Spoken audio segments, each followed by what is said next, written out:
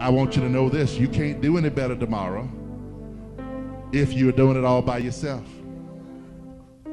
If you don't have Jesus in your life, you'll continue to do what you've always done, which is to live for self, live for your own pleasure. And I want you to know that only lasts so long. Somebody here knows that. They lived in the world and they found out that the world is only good to you, but never good for you. And after a while, it's not even good to you anymore. Help me, somebody. Somebody knows what I'm talking about. But God said through his son Jesus,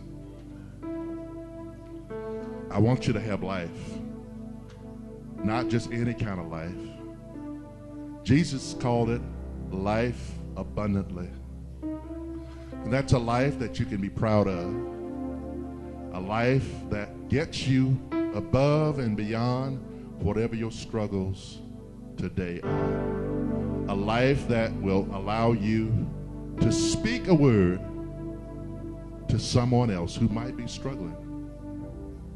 I'm here to tell you that not only is God blessing you for you, he's blessing you so you can be a blessing to somebody else.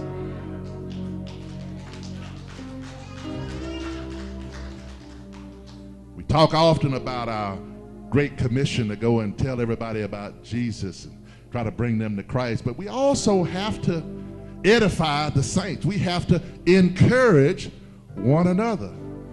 You know, the opposite of encourage is discourage. To pull down.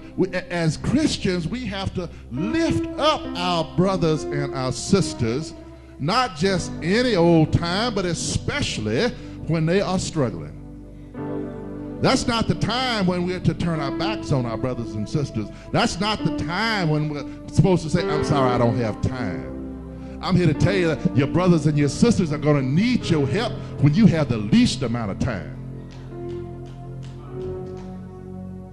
And that's when you're supposed to say, hey, I'm going to put this down. What do you need? I'm going to do this for you. I'm going to have to sacrifice. Jesus sacrificed his life. Nobody's asking you to sacrifice your life. Might be a little time. It might be a little extra money. Maybe you'll have to give up the coffee or the haircut or the nail one week. The nail shop. Nobody goes to the nail shop anymore, do they? I'm sorry. Maybe instead of having a manicure and a pedicure, you just get the manicure and you put on some closed-toed shoes for 1 week.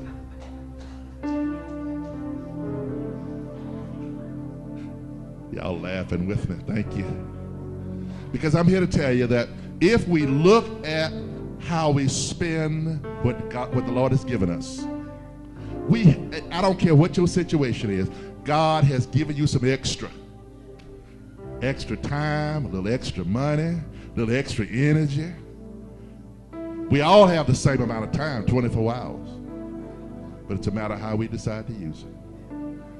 Look for some opportunity to be a blessing to somebody.